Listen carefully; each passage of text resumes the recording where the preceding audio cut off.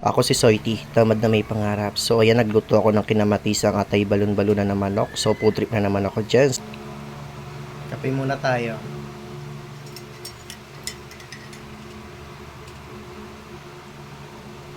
Sarap pag mainit pa.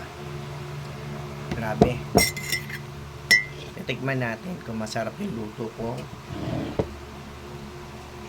Kinamatisang atay balon-balunan ng manok. So ayan, napakasarsaw.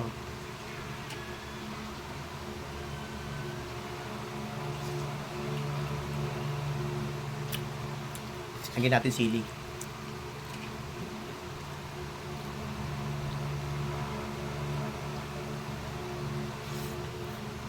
Lala, yamete kudasai. So magluto na kayo guys. Napakasarap ng food trip ko dyan.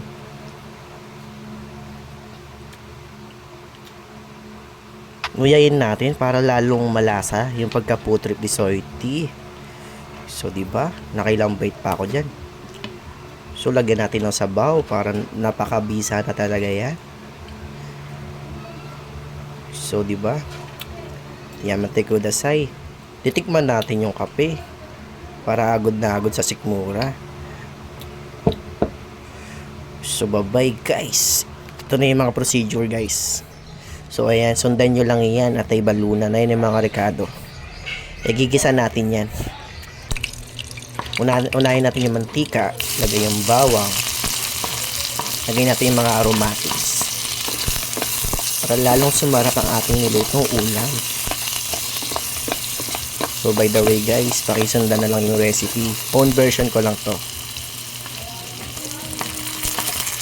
Yan yung pampautom ni Joren. Ilaban mo yan.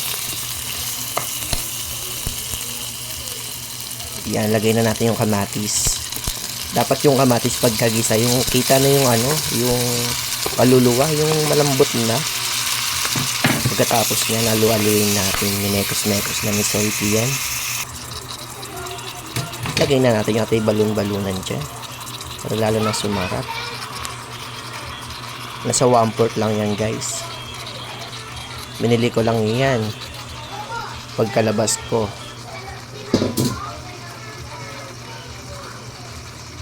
Talagang sariwa to. Lagyan natin ng paminta, pampatanggal ng ano yan, lansa.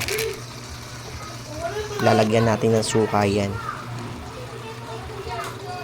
para lalong ano, masarap. Yung taste niya para may pagka vinegar, sour taste ba ang tawag doon. Lagyan natin ng seasoning yan. Din yung toyo ng jowa mo.